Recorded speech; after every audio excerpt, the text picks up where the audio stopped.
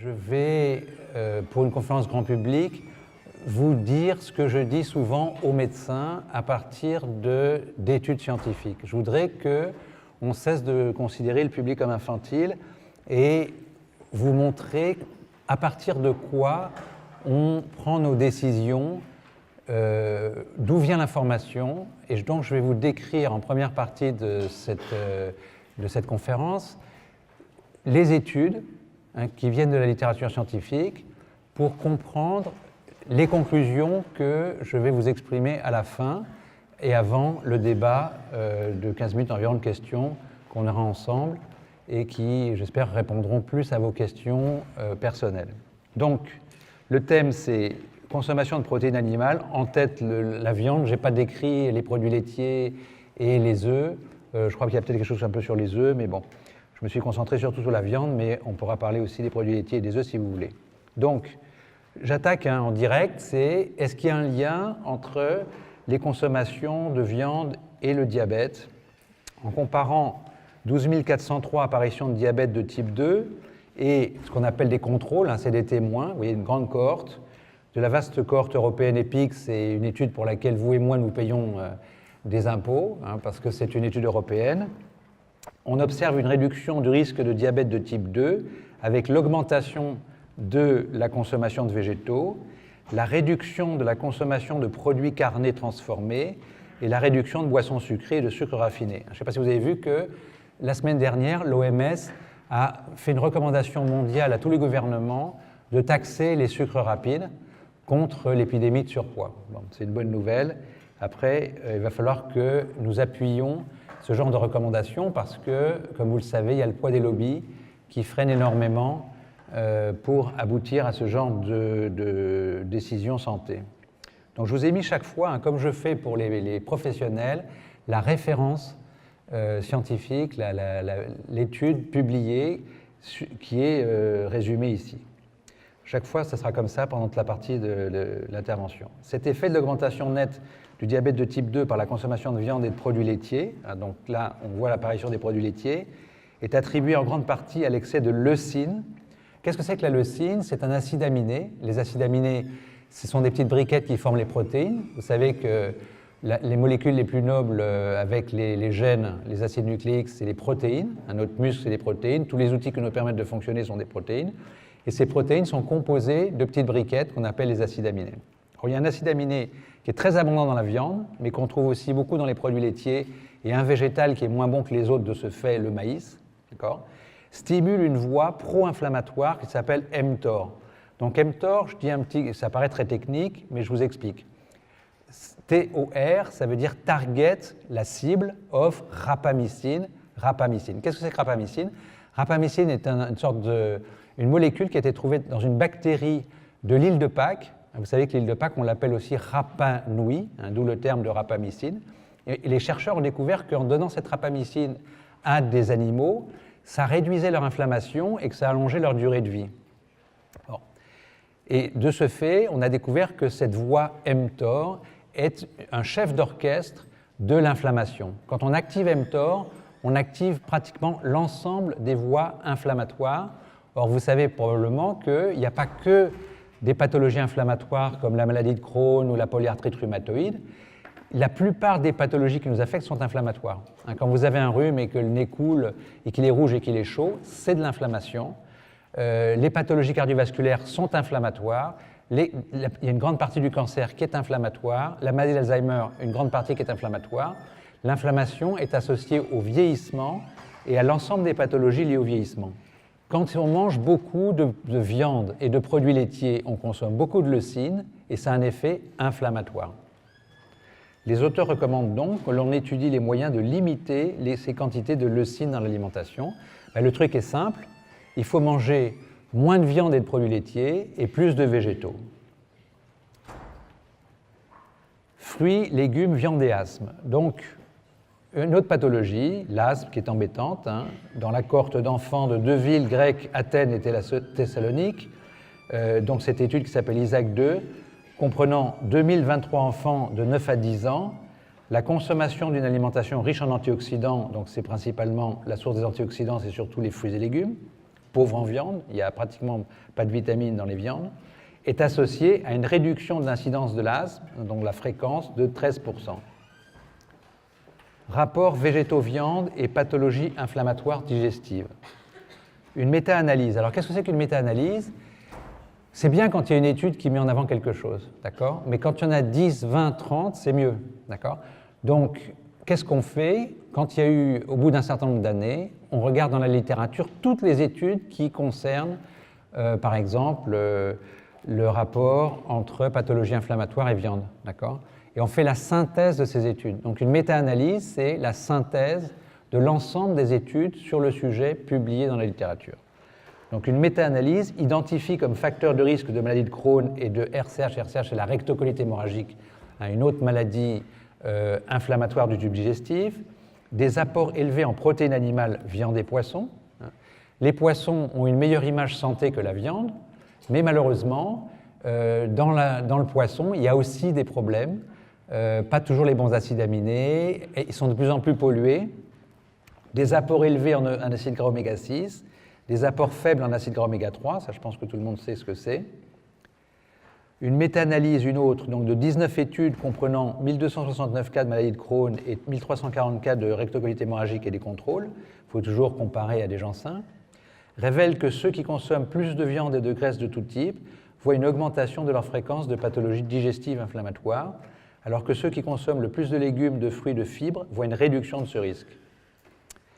Rapport végétaux-viande et cancer. Alors évidemment, cancer, c'est une maladie plus grave et plus embêtante qu'on aimerait bien éviter. Dans la cohorte Vitamine and Lifestyle, ça s'appelle VITAL, on prend une très grande cohorte, 30 797 femmes après la ménopause. On a plus de risques de cancer après la ménopause, plus on avance en âge, plus il risque de cancer, âgées de 50 à 76 ans, et suivies sur une moyenne de 6,7 ans. Le risque de cancer du sein, le cancer le plus fréquent chez la femme, est réduit de 60% chez celles qui suivent au moins 5 des 10 recommandations issues de l'étude China Study. Alors, China Study, c'est une étude, vous avez entendu parler, certainement, qui a été la base ensuite de recommandations internationales comme celle du World Cancer Research Fund et de grandes institutions contre le cancer, où un chercheur qui s'appelle Campbell s'est aperçu que chez les femmes chinoises rurales qui consommaient très peu de viande pour les occasions festives, mais surtout beaucoup de végétaux. Bon, mais dans une étude comme ça, il y a toujours plusieurs facteurs. C'est des gens qui ont une activité physique intense, etc. On ne peut jamais tout expliquer par une seule chose. Elles ont des taux de cancer et d'autres pathologies très, très inférieurs, parmi les plus bas du monde. Bon. Alors, quelles sont ces 10 recommandations? C'est contrôler le surpoids, limiter l'alcool, l'alcool comme petite consommation récréative, mais pas comme consommation quantitative, réduire les viandes, on les retrouve, privilégier les végétaux, on les retrouve, pratiquer régulièrement une activité physique. Bon, il y en a quelques autres, mais c'est les principales. Voici les références avec l'étude de Campbell. Donc on voit ce taux de cancer du sein très très faible chez les Chinoises pour ces raisons. Le suivi de 57 841 hommes et femmes de la même cohorte une année de plus arrive à la conclusion que la mortalité par tous les cancers est réduite de 61%. Donc ce n'est pas seulement la fréquence, c'est la mortalité évidemment, ce qui est encore plus intéressant, chez ceux qui suivent au moins 5 recommandations par rapport à ceux qui n'en suivent aucune. Et que pour l'adoption de chacune des recommandations, la mortalité par cancer baisse de 10%. La vaste étude européenne EPIC, comprenant 347 237 hommes et femmes de 25 à 70 ans, montre que le suivi de 5 recommandations réduit de 37% le risque de cancer colorectaux. Les 3 premiers cancers, c'est cancer du sein, cancer de la prostate et cancer colorectaux, cancer digestif. Dans l'étude EPIC qui a porté sur 478 040 hommes et femmes recrutés dans 10 pays européens différents, le risque de cancer colorectal est un tiers plus élevé chez les sujets qui consomment régulièrement 2 portions ou plus de viande rouge et charcuterie par jour, par rapport à ceux qui mangent 1 portion ou moins par semaine. Et vous vous rappelez la polémique qui a eu lieu l'année dernière, le CIRC, qui est une émanation de l'OMS, qui a dit que la viande était un faible carcinogène et que les charcuteries, elles, étaient un carcinogène. Bon, ça a créé un débat terrible où il y a eu aussi de la désinformation qui a été diffusée. Mais bon, ce genre de statistiques, ce n'est pas nouveau, hein, si vous voulez, mais c'était la première fois qu'une institution aussi importante de référence faisait une affirmation aussi forte. Et évidemment, vous en doutez, il y a eu des réactions extrêmement violentes des éleveurs et des lobbies derrière. Donc, malheureusement, c'est que la constatation tirée de la lecture des études. Ça fait des dizaines et des dizaines d'années qu'on a des études qui s'accumulent, toutes dans le même sens. Donc, le risque de cancer colorectal est selon les pays en relation directe avec les quantités de viande rouge consommées. Les champions du monde étant l'Australie, les Pays-Bas, le Canada et l'Italie, l'Allemagne, le Japon, le Royaume-Uni, la France, les États-Unis et l'Argentine. Le pays où il est moins fréquent, c'est l'échelon de la Chine aux Indes. Alors le Japon, c'est curieux parce que, comme vous le savez, le Japon n'a pas du tout une tradition de consommation de viande vraiment exceptionnelle. Le fameux bœuf de Kobe, bon, c'est un produit de très grand luxe qui, normalement, les Japonais mangent surtout du poisson, hein, tout le monde sait ça, le sushi, etc. Comment ça se fait?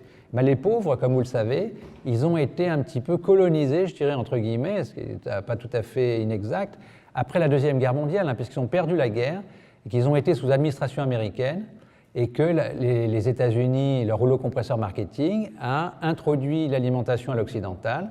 Le résultat, c'est que le Japon, qui consommait très peu de viande, a connu une explosion de sa consommation de 700% depuis la fin de cette Deuxième Guerre, qui s'est associée à une montée de 400% de la fréquence des cancers colorectaux. Bon, et plein d'autres cancers de la prostate qui a explosé, bon, etc., etc. J'ai un autre exemple, hein, j'ai écrit un livre, comme vous le savez peut-être, sur Okinawa, qui sont les îles d'extrême sud du Japon, où on enregistre la plus grande longévité au monde en bonne santé. Et là, les Américains ont été administrateurs d'Okinawa beaucoup plus longtemps, hein, de 45 à 72, si je ne me trompe pas.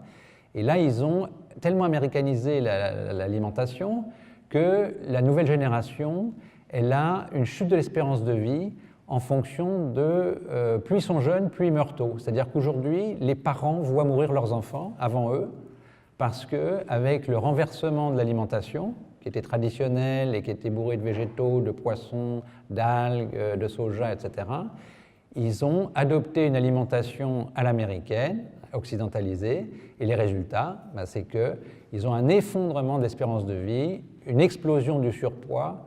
Le Okinawa, qui était le département japonais qui avait le plus faible taux de tous en surpoids, en diabète, etc., est devenu celui qui en a le plus. C'est incroyable. Et on a le même phénomène en Crète, hein, où le modèle crétois, tout le monde est au courant, qui est un modèle de référence, ben, il y a eu un renversement générationnel avec le même résultat. Dans l'étude EPIC, une consommation élevée de viande rouge est associée chez les femmes à une augmentation de 36% du cancer du rein, de 78% pour les viandes transformées. Pas de relation significative n'apparaissent ni chez les hommes ni en relation avec les consommations de poissons ou de volailles. Le brillant chercheur français Denis Corpé, qui est à Toulouse, qui a confirmé le caractère carcinogène de la consommation de viande rouge sur les cancers colorectaux, est financé par les industriels de l'élevage pour trouver des solutions qui permettraient à en consommer en réduisant ce risque. Comme il estime que la présence de fer, alors le fer est un minéral dont on a besoin pour transporter l'oxygène dans l'hémoglobine. Tout le monde sait que si on manque de fer, on peut faire une anémie, bon, il ne faut pas en manquer. Mais si on en a trop, par contre, le fer est un produit, un métal qui est très très réactif, il fait rouiller quand il est face à l'oxygène, et dans le corps aussi. Le fer est un catalyseur d'oxydation dans notre corps, un pro-inflammatoire majeur, d'accord ? Et donc l'excès de fer est un facteur considérable de risque de cancer, mais aussi de maladies cardiovasculaires, d'Alzheimer, de Parkinson, de toutes les pathologies pratiquement associées à l'âge. Okay ? Plus on a de fer, plus on a d'inflammation, et c'est ce qui explique que les hommes, dans l'inconscient collectif, l'homme est chasseur, il croit, dur comme fer, qu'elle veut dire, que le fer, ça rend fort, la viande, ça donne de la force, et le résultat des courses, c'est que l'homme qui n'a pas de règles, menstruelles comme la femme, donc qui ne perd pas de fer par le sang menstruellement jusqu'à la ménopause, il a moins besoin de fer que la femme, et il mange plus de viande que la femme. D'accord ? Alors que la femme qui était cueilleuse mange plus de végétaux naturellement, moins de viande, bon, alors que quand elle est enceinte, elle pourrait en avoir besoin de plus, mais enfin c'est des paradoxes tout ça. Mais le résultat des courses, c'est quoi?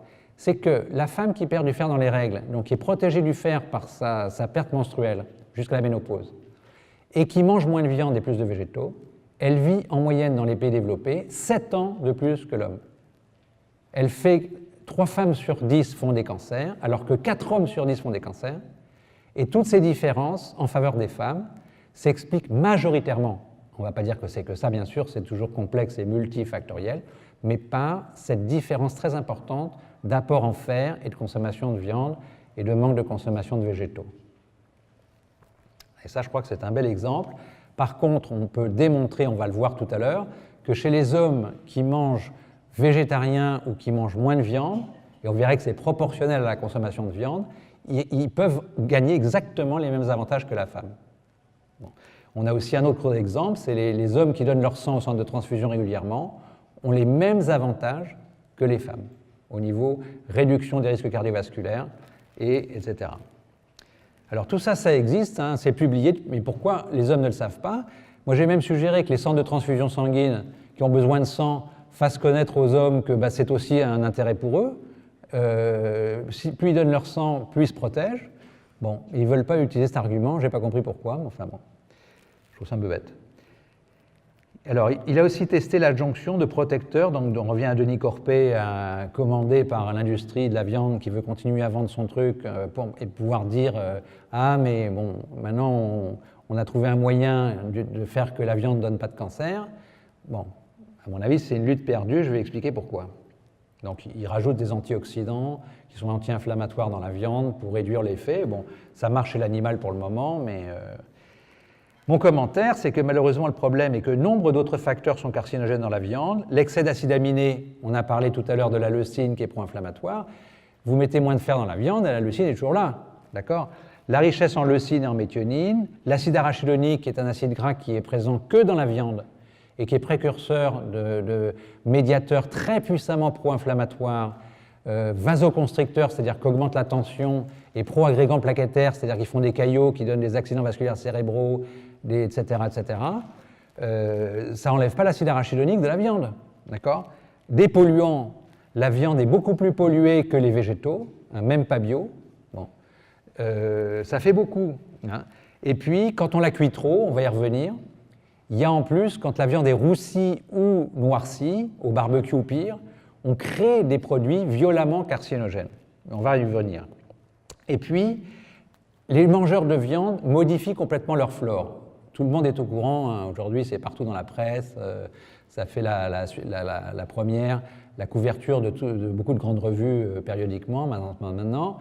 Le ventre contient des milliards et des milliards de bactéries qui jouent un rôle très important dans notre santé. Bon.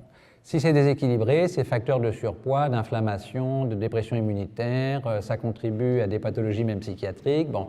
Aujourd'hui, il y a une explosion de travaux qui montrent l'importance de la bonne flore. Or, si vous voulez être un bon jardinier de votre flore, il faut manger plus de végétaux, c'est des fibres qui favorisent les bons microbes profitables dans le tube digestif, et moins de viande, parce que le fer est un proliférateur, c'est un facteur de prolifération de tout microbe. Bactéries, virus, parasites, champignons et même cellules cancéreuses. Bon. Donc vous voyez, le problème, c'est que le mangeur de viande, il a forcément une flore déséquilibrée et ça aussi, ça va retentir sur l'ensemble de sa santé. Chez les femmes, pour 50 grammes par jour de consommation de viande rouge, le risque de cancer du rein augmente de 36%.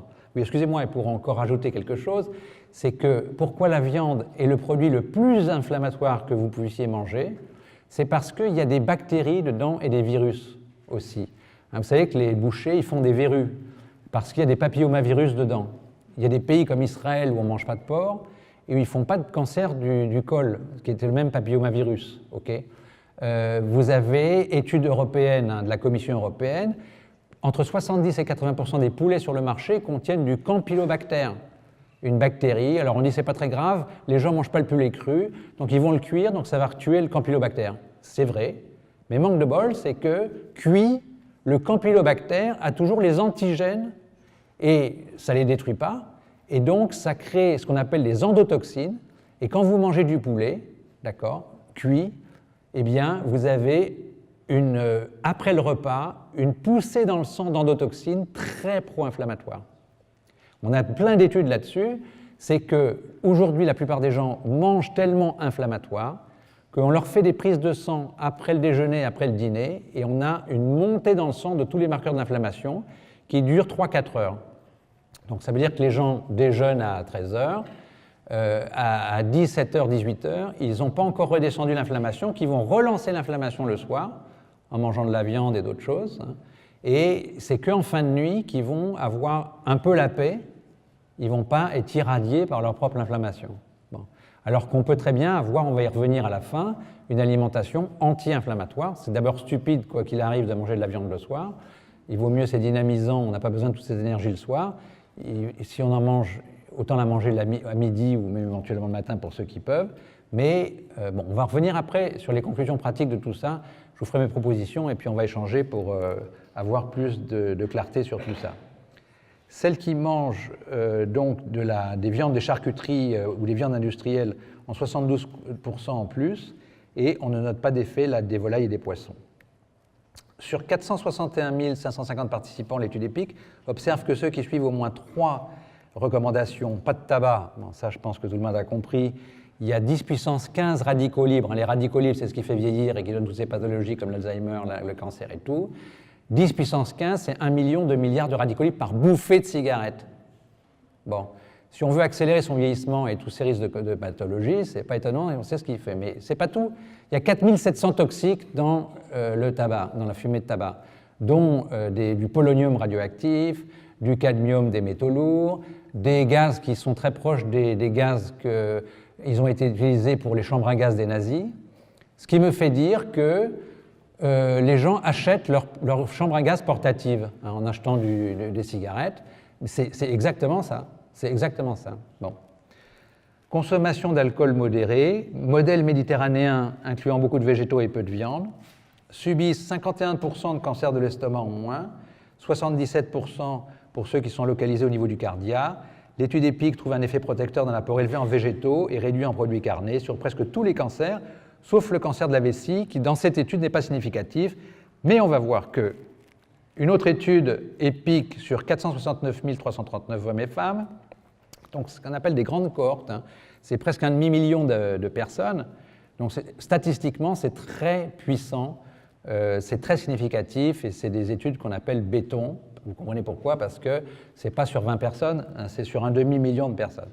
Il apparaît, après plus de 11 ans de suivi, qu'une augmentation pour chaque 3% de l'apport énergétique sous forme de produits carnés, d'accord, donc chaque 3%, où le risque de cancer de la vessie augmente de 15%, hein, donc c'est en fait tous les cancers, alors que pour une augmentation de 2% de l'apport énergétique sous forme de végétaux, le risque se réduit de 23%. C'est clair. Donc la leçon, vous la tirez tout seul, hein, voilà, manger plus de végétaux et moins de viande. Ah oui, j'ai fait un truc sur effet cancer, j'ai passé assez rapidement, mais ça c'est assez surprenant. J'ai été un peu choqué quand j'ai découvert cette étude, mais bon, elle existe, il y en a d'autres qui sont venus confirmer. C'est qu'une étude réalisée en Uruguay observe que les plus gros consommateurs d'œufs ont une incidence de cancer augmentée de la bouche et du pharynx de 102%, tube digestif supérieur de 67%, colorectal de 64%, poumon de 59%, sein de 186%, prostate de 89%, tout cancer combiné de 71%. C'est assez étonnant, mais bon, malheureusement, l'œuf et le lait sont les produits les plus pollués, par exemple en perturbateurs endocriniens comme les dioxines. Ce qui pourrait expliquer ça, plus d'autres ingrédients qui sont propres surtout au jaune d'œuf, pas au blanc d'œuf. Le blanc d'œuf, c'est de l'albumine, donc ça ne pose pas tellement de problèmes. L'une des explications pourrait être donc que, voilà, il y a plus de polluants. Alors au début, j'ai eu du mal à intégrer cette étude parce que, bon, mais il y a eu d'autres études qui ont été publiées depuis et qui confirment malheureusement qu'il y a un effet négatif de la consommation excessive dans la... Bon, et la consommation excessive, c'est ce que consomment les Français aujourd'hui, hein, qui consomment en moyenne plusieurs œufs par semaine.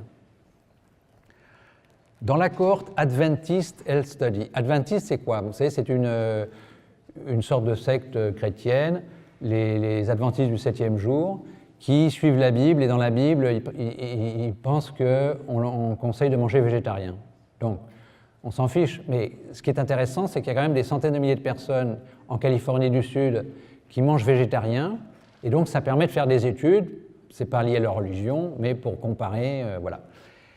Donc les consommateurs actuels de viande ont un risque de démence augmenté de 118% par rapport aux végétariens, voilà.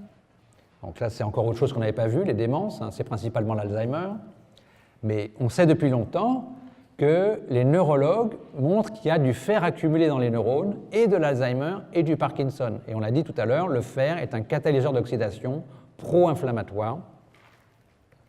Si l'on prend en compte la durée de la consommation de viande dans le passé, il est augmenté de 199%. Rapport végétaux-viande et DMLA. La DMLA, la dégénérescence maculaire, hein, c'est la première cause de cécité, c'est la rétine qui se dégrade. Alors la cataracte, ça se répare bien chirurgicalement, bon, on peut l'éviter, mais quand la rétine est brûlée, aujourd'hui, hein, on ne sait pas faire grand-chose. Là, malheureusement, c'est plus grave. 1147 cas évolués de DMLA et 1773 témoins de la European Genetic Database sont comparés. L'obésité est associée à un risque augmenté de 44%, mais je ne sais pas si vous le savez, l'obésité est forcément liée à de l'inflammation. C'est une des grandes percées qui a été faite sur le surpoids et l'obésité depuis quelques années. Encore l'inflammation. Bon. La consommation de viande rouge de 134%, et on l'a dit, hein, c'est l'aliment le plus inflammatoire qui existe. Une consommation élevée de fruits avec une réduction du risque de 48%, toujours le même schéma.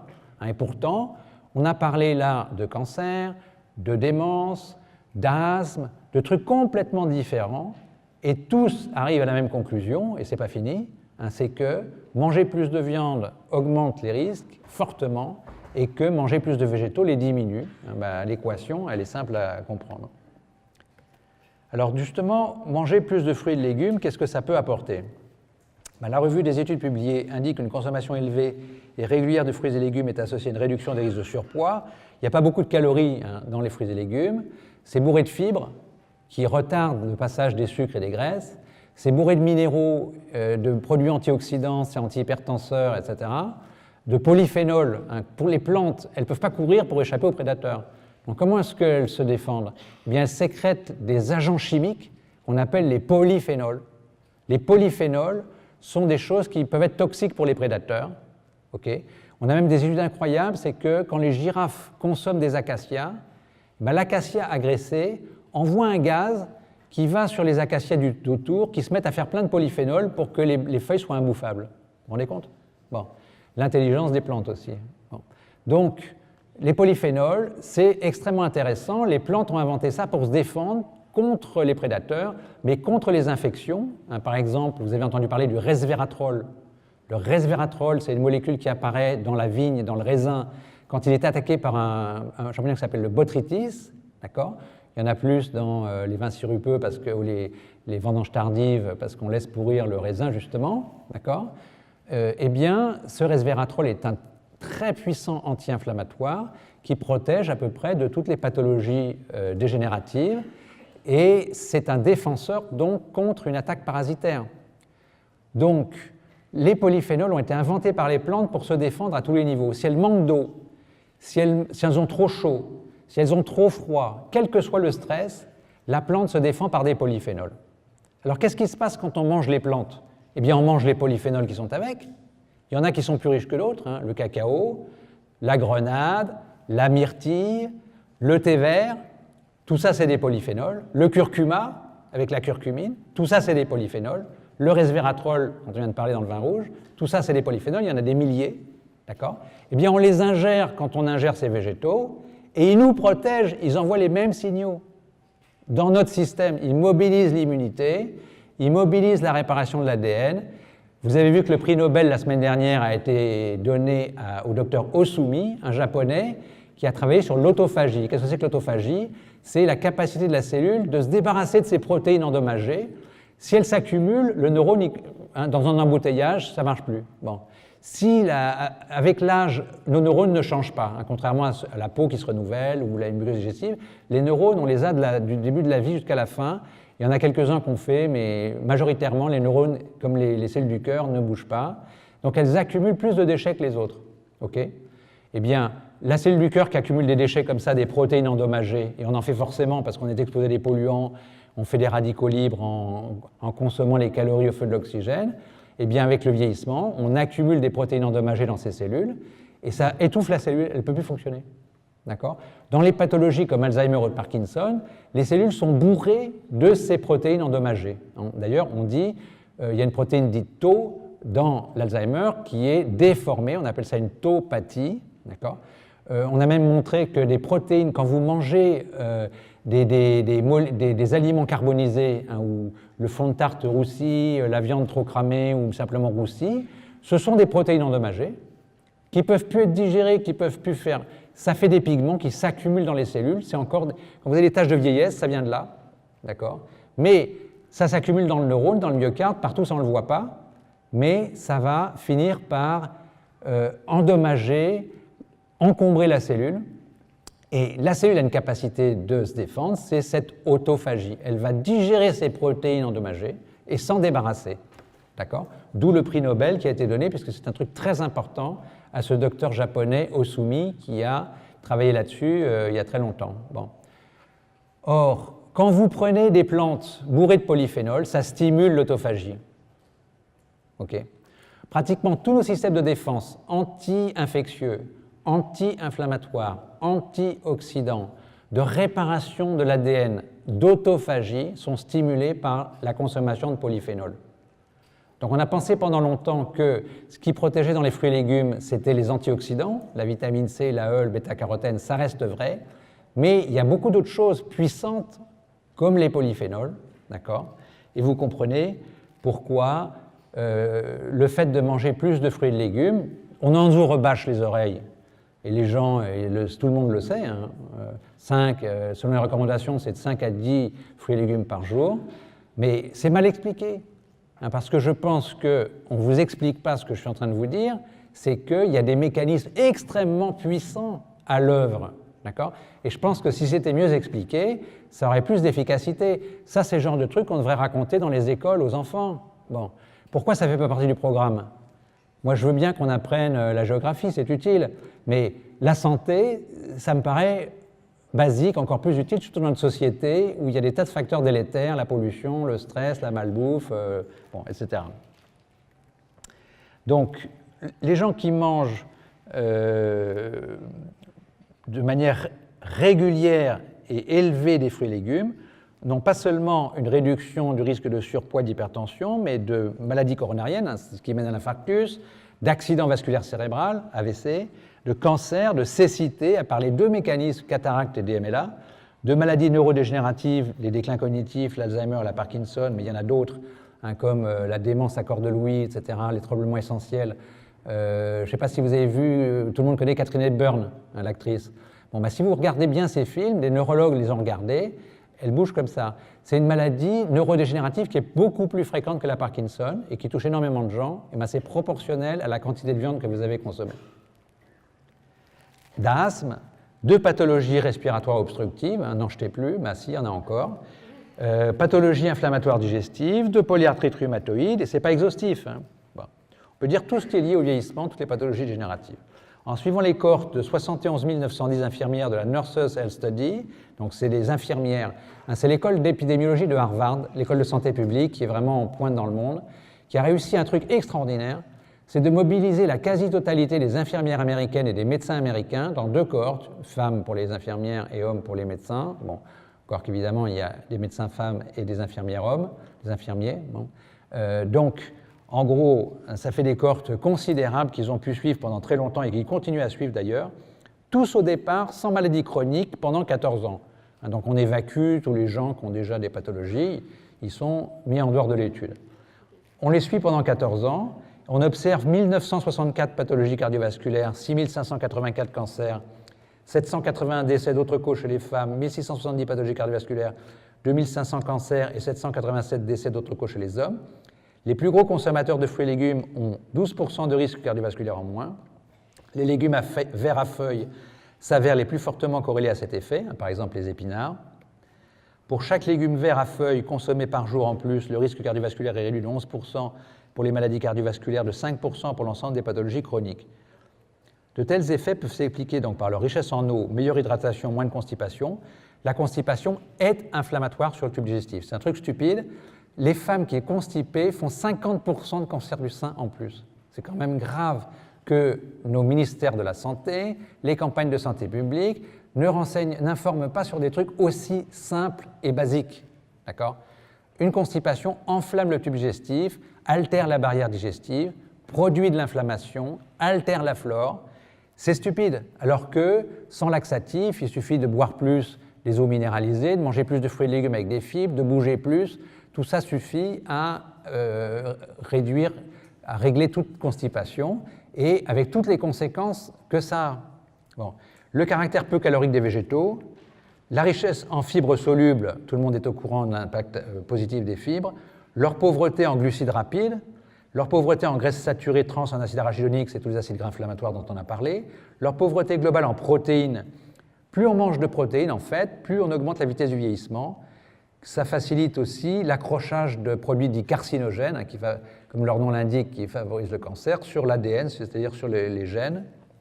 Leur pauvreté en acides aminés pro-inflammatoires comme la leucine, dont on a déjà parlé, ou pro-prolifératifs, comme la méthionine. C'est un acide aminé qui en mange trop, ça nourrit le cancer.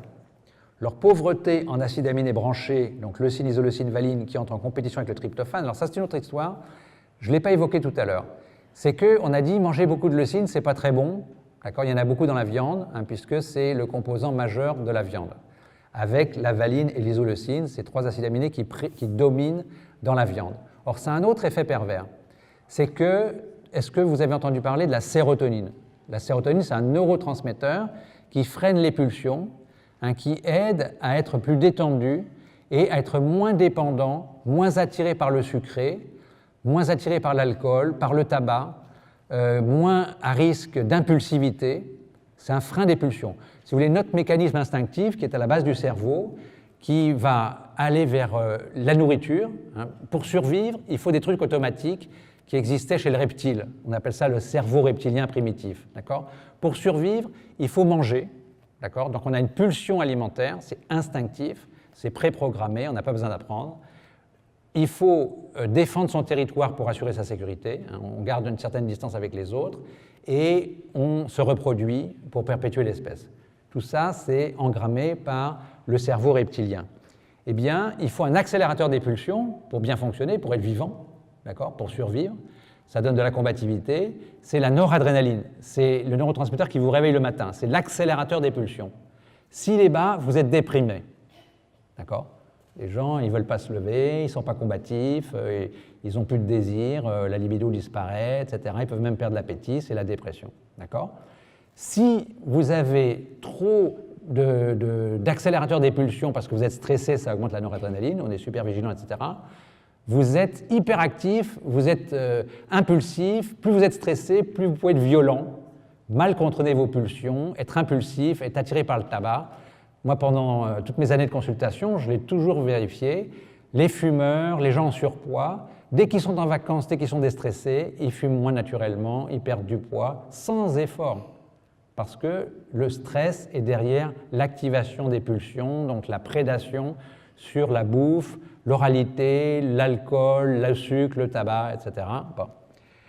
Donc, par contre, dans une bonne machine, comme une voiture, il faut un frein et un accélérateur. D'accord ? Et le frein, c'est la sérotonine.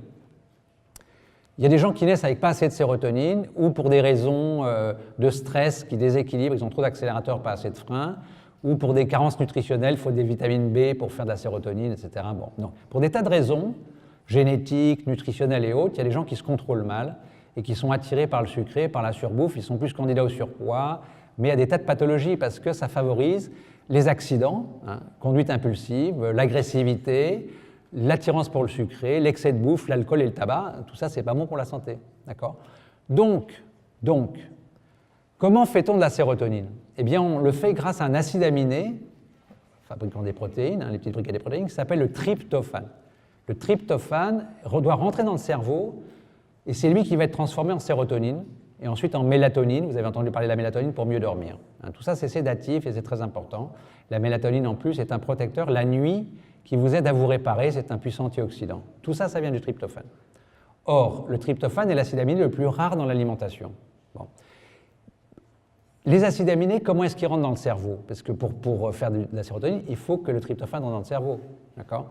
Eh bien, ils passent par des portillons qui vont transporter, vous savez, quand dans un hôtel il y a un tambour, on rentre un par un, eh bien, c'est exactement comme ça, en la barrière qui protège le cerveau, qu'on appelle la barrière hématocéphalique, vous avez des tourbillons qui font rentrer comme des portiques qui font rentrer les acides aminés. Le portique qui fait rentrer le tryptophane, il fait rentrer plusieurs acides aminés, dont la leucine, l'isoleucine et la valine. D'accord ? Donc, il y a ce qu'on appelle une compétition. Donc, si vous mangez beaucoup de viande, il y a beaucoup de bousculade au portillon parce qu'il y a beaucoup de leucine, valine, l'isoleucine qui se proposent, et le tryptophane ne peut pas rentrer. D'accord ? Donc, plus vous mangez de viande, plus votre sérotonine baisse, plus vous êtes agressif, plus vous êtes victime de conduite autodestructrice. Vous voyez un peu un effet pervers qu'on ne connaissait pas avant et qui est très important. Les végétariens sont naturellement moins impulsifs, moins agressifs, et ça leur permet d'avoir moins de conduite autodestructrice impulsive. Ils sont moins attirés par les dépendances. Donc ça, c'est une autre conséquence de l'excès de viande, qui était jusqu'à présent pas mise en avant, mais qui est extrêmement importante, c'est que indirectement, la viande pousse à d'autres conduites destructrices et délétères sur la santé. Bon. Il y a une autre conséquence, je ne vais pas toutes les passer parce que c'est un peu technique, mais bon, le tryptophane est aussi dans le foie le précurseur d'une vitamine très importante qu'on appelle le nicotinamide, vitamine PP, qui est devenue la plus importante dans la prévention des maladies dégénératives et le vieillissement. Voilà. Ensuite, bon, il y a un meilleur rapport arginine sur lysine. L'arginine inhibe le passage des graisses saturées dans le sang. Bon, il y a plein d'autres avantages. C'est le précurseur d'un vasodilatateur antihypertenseur. Mais bon, globalement, des avantages majeurs de manger plus de végétaux, c'est que c'est pauvre en fer. Il y a du fer dans les lentilles, etc., mais il est très mal absorbé. D'accord ? Par contre, on verra que pour les femmes qui manquent de fer, justement, malheureusement, on ne peut pas trop compter sur les végétaux. Donc la viande peut avoir sa place ponctuelle. On va essayer d'être le plus objectif possible dans cette affaire-là. Il ne s'agit pas de faire de l'idéologie. Moi, tout ce que je fais, vous voyez la démarche, c'est je lis la littérature, je me renseigne au maximum, je fais ça depuis 35 ans. Je me suis installé qu'à mi-temps pour aller dans les congrès et lire la littérature, et j'ai enseigné dans une vingtaine de pays. Bon, ça m'a obligé à surveiller la littérature, et moi, j'invente rien, ou presque, des protocoles qui sont... Je mets en relation les choses, je fais des synthèses, mais j'invente rien. Bon. Donc, c'est la conclusion, si vous voulez, de la connaissance actuelle. Et c'est un peu triste que nos confrères médecins, on en a parmi nous, malheureusement, ça ne fait pas partie du cursus, tout ça. Ça ne fait pas partie du cursus. Donc, il y a un vrai problème aussi politique, c'est d'injecter de la nutrition, de la psychologie, des capacités d'accompagner les gens en coaching pour aider à leur santé, parce que pour le moment, la médecine, c'est de la guerre à la maladie, ce n'est pas de la promotion de la santé. Bon, et là, il y a un vrai problème, parce que qui le fait? Bon. Les végétaux sont pauvres en sodium, ils sont riches en potassium, en magnésium, tout ça, ça a des effets antihypertenseurs. Ils ont un effet global alcalinisant, tout le monde sait que manger trop de viande, ça fait des résidus acides, bon, ce n'est pas le plus important, mais c'est quand même important. Et je l'ai dit tout à l'heure, effet trophique sur la flore, c'est-à-dire que si vous ne mangez pas assez de végétaux et trop de viande, ça déséquilibre complètement la flore, ça ne sert à rien de prendre des probiotiques, si c'est pour continuer à manger de la viande et pas assez de fibres, parce qu'au bout de quelques semaines, ils auront disparu. Et si vous voulez entretenir une bonne flore, ce qui compte, c'est durablement, c'est d'être un bon jardinier de votre flore, je répète le terme, c'est-à-dire manger plus de végétaux et moins de viande. La richesse en micro-organismes, parce qu'il n'y a pas seulement des légumes lactofermentés comme la choucroute, d'accord ? Aujourd'hui, on en trouve plus dans les boutiques bio, mais vous avez, dans les légumes non lactofermentés, beaucoup de micro-organismes positifs pour la flore. Dans une feuille d'épinard, il y a jusqu'à 800 espèces de micro-organismes. Okay ? Donc, une grande partie ne sont pas détruits par l'acide chlorhydrique de l'estomac. Et donc, manger des végétaux, c'est bon pour la flore à de multiples titres. On peut remarquer la présence inverse de nombreux pathogènes, source de zoonoses. Un zoonose, c'est des pathologies qui se transmettent de l'animal à l'homme, dans les viandes, Escherichia coli, Clostridium difficile, Campylobacter, j'en ai parlé tout à l'heure dans le poulet, des adénovirus oncogènes, ça veut dire qu'ils donnent le cancer dans le poulet, la salmonelle dans les œufs, le papillomavirus dans le porc, etc., etc., etc. Donc, dans les fruits et légumes, il y a la moins grande concentration de toxiques, en particulier liposolubles, c'est-à-dire solubles dans les graisses, perturbateurs endocriniens, je pense que vous avez entendu parler des perturbateurs endocriniens, les phtalates, le bisphénol A qui sont dans les emballages alimentaires, mais il y en a partout, et ils se concentrent dans ce qui est gras. Et donc, il y a très peu de graisse dans les végétaux, il y a beaucoup plus de graisse dans l'animal, dans le poisson, même malheureusement, les poissons gras, aujourd'hui, qu'on recommandait, et je les ai recommandés pendant des années, je les recommande de moins en moins, et je pense qu'aujourd'hui, le thon, les poissons prédateurs qui les accumulent, le requin, l'espadon, ne sont plus comestibles. D'accord ? Ils ne sont plus comestibles. Ils devraient être interdits sur le marché, en fait. D'accord ? Même la dorade, qui est assez prédatrice, elle est très concentrée en polluants, perturbateurs endocriniens, mercure. Donc, si vous voulez, le rapport bénéfice-risque n'est plus bon. Les agences de santé disent aujourd'hui aux femmes enceintes ne mangez plus ces poissons-là, mais le reste de la population n'a pas besoin d'être intoxiqué non plus. Leur richesse en antioxydants, en principes actifs anti-inflammatoires, en molécules détoxifiantes, c'est une autre notion. Bon, on peut aider à détoxifier, parce que malheureusement, comme vous le savez, on est supplémenté par des polluants dans l'air qu'on respire, dans l'eau qu'on boit, dans les aliments qu'on mange, même si on mange bio, il y en a encore un peu, dans les vêtements, dans les lieux de travail, dans les transports, bon, dans les cosmétiques, on rajoute là-dessus les médicaments. Est-ce que vous avez vu l'étude du professeur Saint-Jean, qui est professeur de gérontologie, c'est-à-dire les personnes âgées à l'hôpital Georges Pompidou à Paris? Il a pris tous les dossiers de la sécurité sociale des gens de plus de 80 ans, parce que maintenant la sécurité sociale est obligée d'ouvrir ses archives alors qu'avant c'était inaccessible. Et vous savez combien de médicaments consomme en moyenne une personne de 80 ans? Plus de 10 médicaments par jour. C'est à tomber le cul par terre, excusez-moi, parce que une des règles de base de la pharmacologie, c'est qu'au-delà de 3 médicaments, les interactions sont incontrôlables. Donc c'est un truc aberrant auquel on est parvenu peu à peu, parce qu'on donne trop de médicaments, parce qu'un médicament donne des effets secondaires, donc on va donner un autre médicament pour enlever les effets secondaires, vous voyez ce que je veux dire? Bon, ainsi de suite. C'est la même chose sur le diabète, bon, il y a plein de choses. Je vous cite simplement une étude, c'est qui a été faite à Taïwan chez les bouddhistes. Vous savez que les bouddhistes, normalement, ils sont végétariens. Mais comme les adventistes, il y en a qui sont plus ou moins, ils suivent plus ou moins les règles, d'accord? Donc ils ont pu distinguer chez les bouddhistes de Taïwan certains qui se permettaient de manger chaque semaine un peu de viande ou un peu plus, etc. Bon. Eh bien, grâce à cette étude, ceux qui mangeaient de la viande ne mangeaient que de 3 à 8% de la viande que consomment les Américains. C'est vous dire que ce n'était pas beaucoup. Bon. Eh bien, c'est 3 à 8% de viande à l'américaine par rapport à ceux qui mangeaient vraiment végétaliens, ils faisaient plus de diabète et d'autres pathologies dégénératives.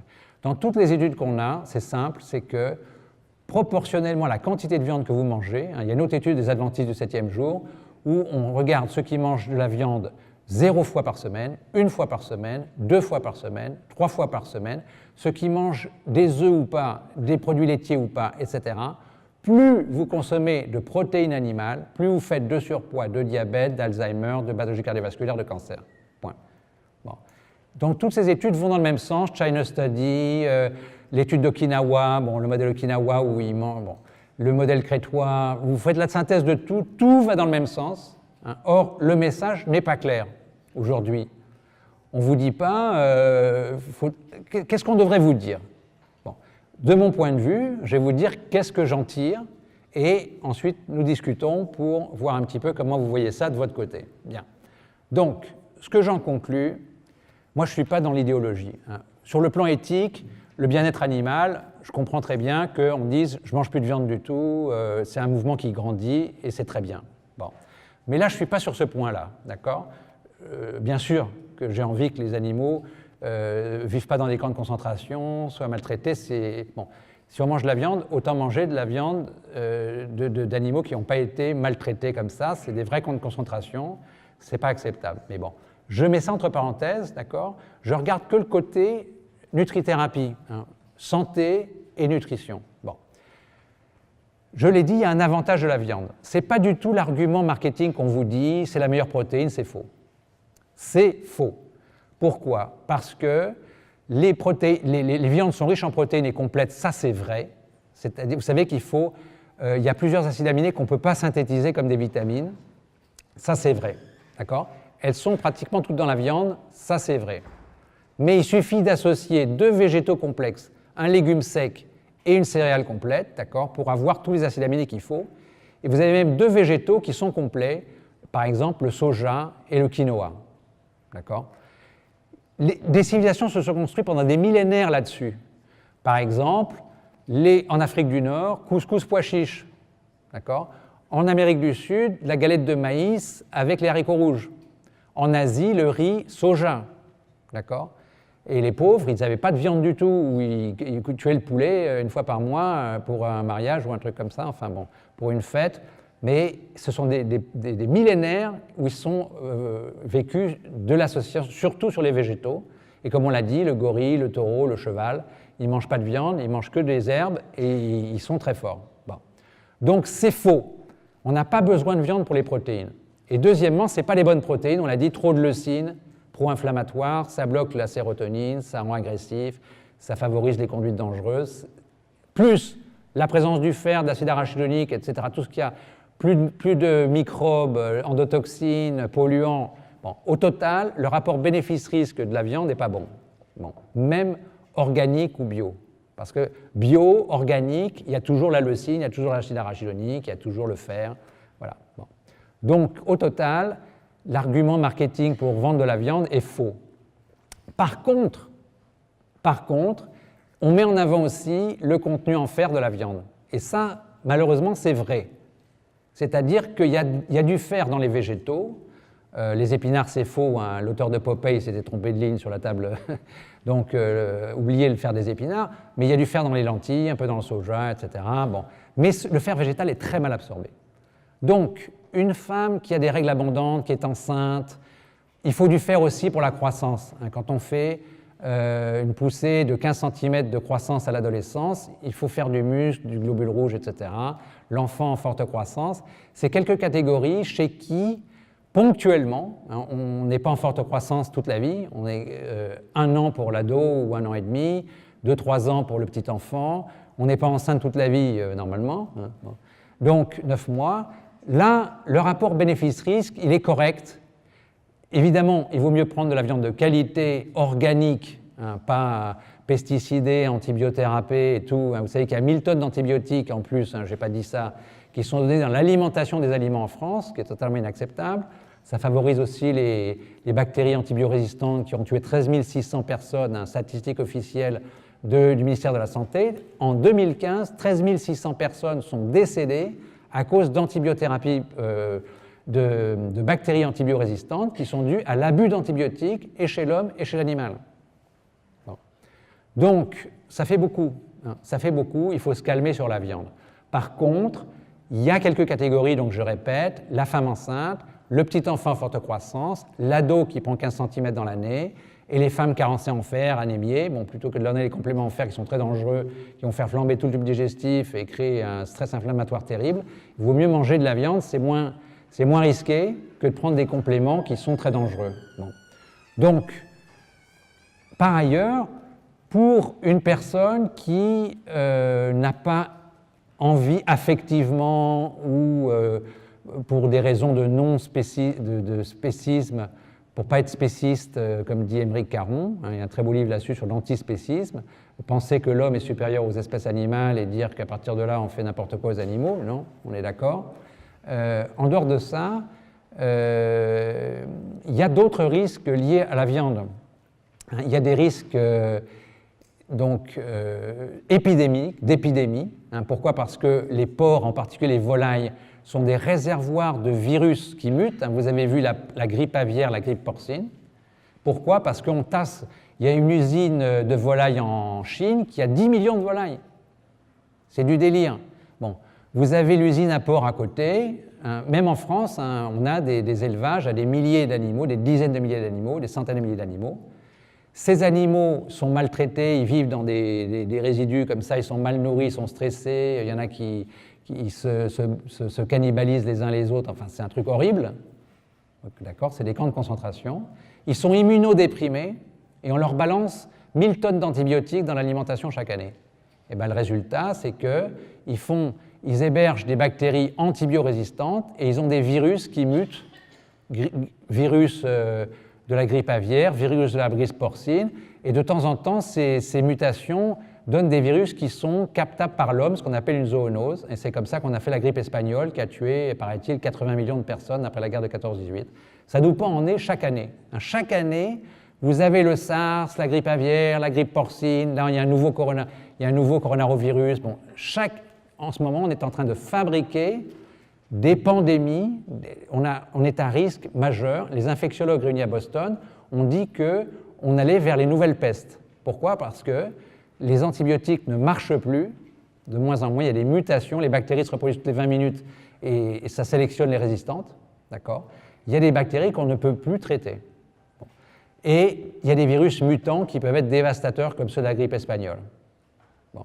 Donc ça, si on veut le maîtriser, il faut arrêter les camps de concentration pour animaux. Donc c'est un autre enjeu que tout ce que je viens de dire, mais qui est très important et qui peut être encore plus dévastateur que les pathologies chroniques qu'on a dit tout à l'heure. Bon. Ensuite, il y a, pour finir, l'enjeu écologique. Il est clair que nous sommes menacés sur le plan écologique, entre le réchauffement climatique, il y a énormément de risques qui s'accumulent, les crises alimentaires, etc. Or, les élevages, en particulier de bovins, relarguent énormément de gaz à effet de serre, comme le méthane, qui sont beaucoup plus puissants que le CO2. Ça contribue pour une part très importante du réchauffement climatique. On n'en a pas besoin, surtout pour faire des produits qui ne sont pas bons pour la santé. Bon.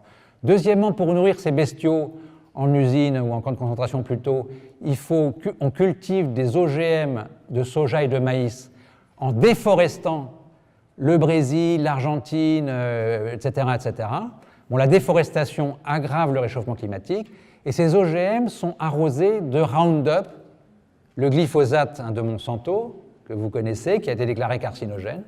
Or, les Européens, et vous, je pense encore plus, si vous êtes ici, vous n'êtes pas partisans des OGM. Or, vous en consommez. Pourquoi? Parce qu'on n'en veut pas dans nos produits, mais 90% des bestiaux qui sont dans les camps de concentration ne bouffent que ça. 90% de leur nourriture, c'est des OGM arrosés de glyphosate. D'accord? C'est totalement inadmissible. Ça, il n'y a que l'Autriche qui a exigé l'étiquetage des viandes nourries aux OGM. Donc, c'est quelque chose qui est secret et qui a un impact sur la santé qui n'est pas acceptable non plus. Voilà. Ensuite, 1 kg de bœuf, il lui faut 11 kg de soja pour le faire, ce qui est totalement stupide puisque le soja est aussi complet que le bœuf et donc on nourrit 11 fois moins de personnes avec 1 kg de bœuf qu'avec 1 kg de soja. C'est totalement stupide. Et on va être 9 milliards, et si tout le monde veut bouffer de la viande, comme c'est la tendance en Chine et en Inde, on ne s'en sortira pas, c'est impossible. D'accord? C'est impossible. Donc il faut vraiment se raisonner que le coût de la viande est trop important sur le plan écologique. J'ajouterais qu'un kilo de bœuf, ça coûte 12 500 litres d'eau, ce qu'on appelle le coût hydrique, et que l'eau, c'est aussi crucial comme l'air.